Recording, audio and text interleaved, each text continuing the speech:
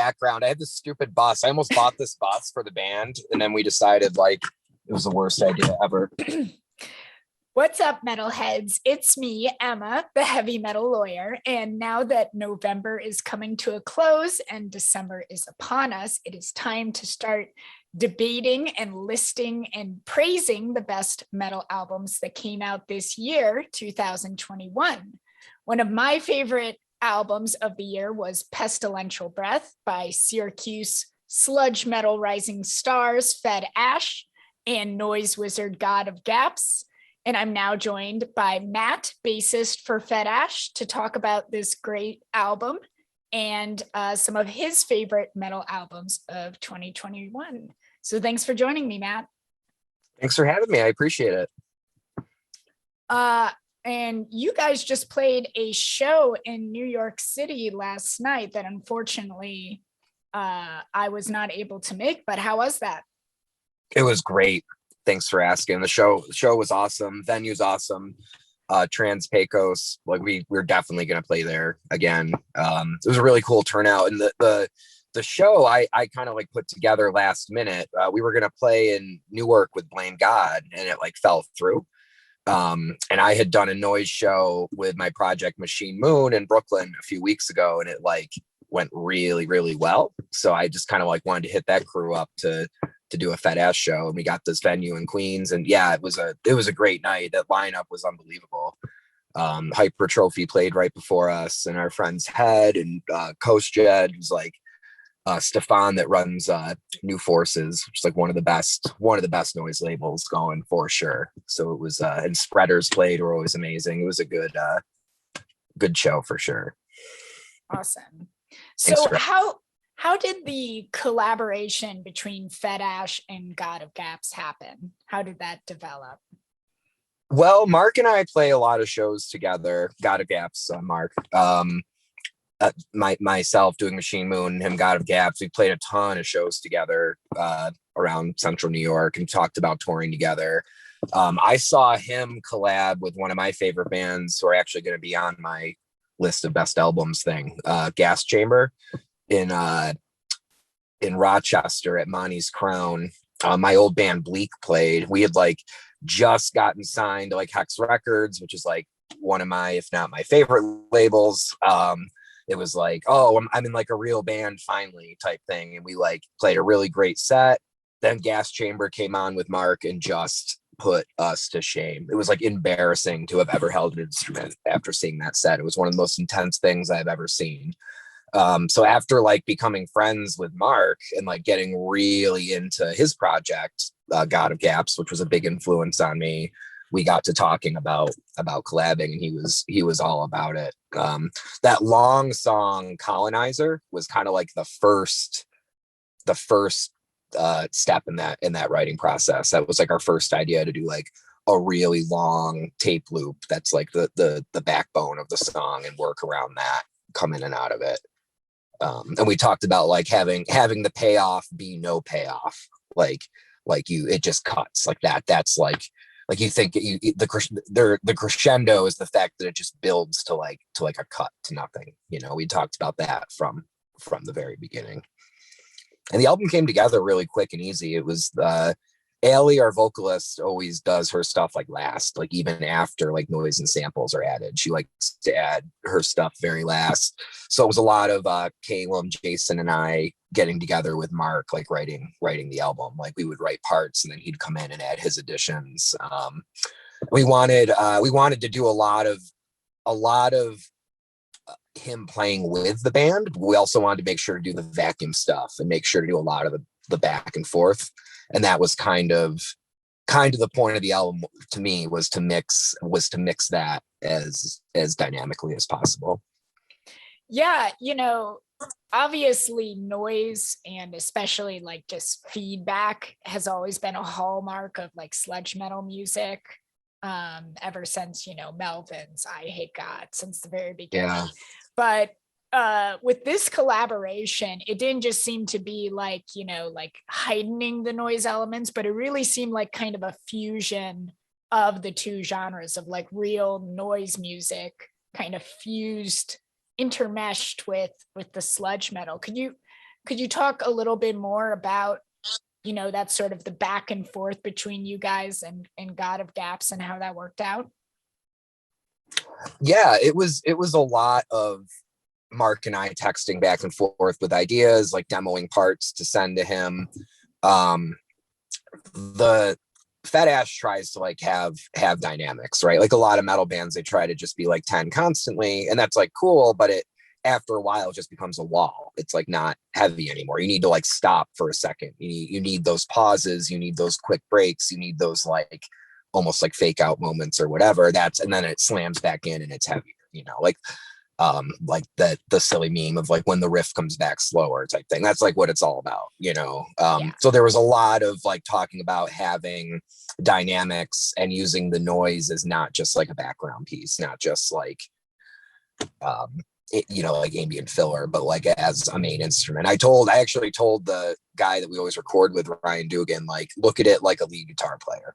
Like look at it as like not overbearing in the mix, but more forward in the mix than you would think with me just telling you we're going to add noise on this recording. And he actually did live with us the noise. We always record live and do several takes and mix them together. And Mark like performed live with us. It wasn't like overdubbing his parts, which was really cool, I thought. Yeah, that is cool. And I think that really comes out on the album too, because again, it doesn't sound like he was just adding noise to songs. It sounds like actual songs that work cohesively together. Thank you very much. It's obviously it doesn't really sound like it, but it does remind me a little bit of like the later era Pig Destroyer stuff with their way that they incorporate noise into their songs. So in terms of going to the track Colonizer, which was my favorite track on the album, very cool, very unique in a lot of ways. The vocal loop is credited to the Nightingale. I was wondering what the Nightingale is. It's a movie. It's a very intense watch. I would say anyone that's interested in seeing it, like probably look something up about it. Don't just go in blindly. It's pretty intense. Sure. But yeah, I was watching it. It's a really good movie, but that scene hit where she's singing, and it's a very powerful scene. And Mark and I had been talking about like finding some sort of like melodic loop to work this song around. And I think we had said like female vocal would be like the best possible thing, but like, we'll see what we find. And I just like texted him like all caps, like I found it. This is it. Watch this movie, this part right here. I'll send it to you right now. This is it.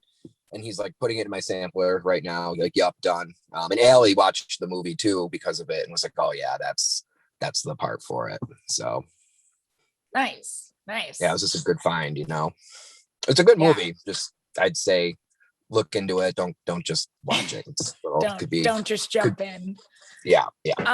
So what kind of influences were you thinking about when you were making this album? Either music or non-music? Yeah. What kind of inspired you when you were making this album? Well, I really appreciate what you said about how it sounds like cohesive and how it was written together, not just like additions of noise, because that was like really what we were going for. I feel like Neurosis and like the Endless Blockade, bands like that really kind of like mastered that to me, so like big, honestly, even though we're like more grindy, big Neurosis influence on all our stuff, but especially this one, I'd say. Those would be like the two biggest for me in terms of like musical influences for this particular record. And honestly, like Mark's work with Gas Chamber, it's like we like that band a lot, and it was like, all right, this is who we want to work with. Like he's our friend, he knows what's up, he's like incredible at what he does. So I think it came out how we wanted to. Thank you. All right. So I have to ask a stupid question. You're talking about playing in central New York. So I have to ask the stupid question. What is upstate New York? Oh, Where I does don't upstate even New know. York start? See, I just call it all CNY, which is like not true. I don't know. Like we're not even like, I'm the only one that lives in Syracuse, actually. Okay. We're like, we say we're a Syracuse band. We practice in Syracuse. It's easier. Calum, our drummer, lives in like northern PA. Allie, our vocalist, lives in Binghamton right now. And then our guitar player, Jason, actually lives like near Ithaca and works in Ithaca. But we practice in Syracuse. The cool thing about like that area is you're like close to a lot of different cities. Like Syracuse is an hour, hour and a half from Ithaca, from Binghamton, from Rochester, 2.5 hours from Buffalo and Albany. So it's like there's like a lot of cities to play in the area.